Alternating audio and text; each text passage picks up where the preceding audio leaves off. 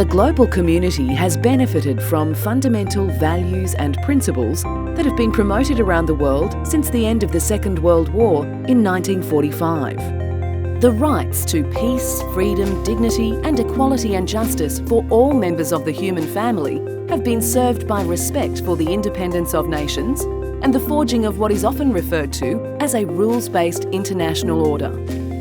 Systems of democratic accountability have spread around the world after the defeat of fascist totalitarianism in 1945 and the collapse in 1989 of communist totalitarian regimes that controlled Russia and much of Europe. However, not all those who hold power in the world are committed to these values and principles.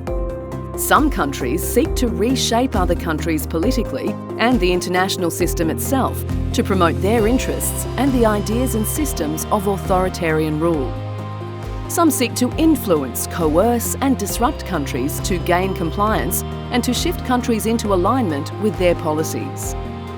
Some use front organisations, agents and social media to influence and interfere with and throw doubt on elections, to radicalise marginalised groups or to intimidate ethnic and migrant populations. They promote authoritarian models of governance and the surveillance technologies that support authoritarian rule.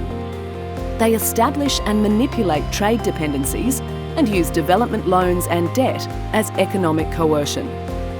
Cyber attacks can be launched both to disrupt systems and to steal information and intellectual property. Some use proxy separatist, militia and terrorist groups and hybrid or grey zone warfare to allow them to use but disown violence and militarise territories whilst negotiating over those areas, rejecting international forums to resolve conflicts peacefully. Open democratic societies must deal with what is best described as political warfare by authoritarian states. To do so, democracies can draw on 5 lessons from defeating authoritarian challenges in the past.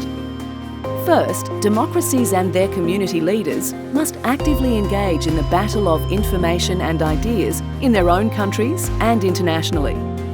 Second, democratic governments must resource their intelligence services to identify and defeat covert influence and subversion activities. Third, democratic states must put long-term economic security and independence ahead of short-term commercial benefits in their trading relationships. Fourth, democratic states must strengthen and expand political and economic collaboration with other democracies and with countries committed to the rules-based order. Fifth, democratic states must put in place policy frameworks and capabilities to ensure they prevail in cyber and hybrid warfare and to continue to be able to deter escalation to armed conflict. Democratic states should not be complacent about the rights, freedom and independence they enjoy, nor naive about states, political leaders and non-state actors who threaten them. Where democratic societies face coercive and subversive challenges, they need government policy, strategy and resources that will win the political warfare waged against them.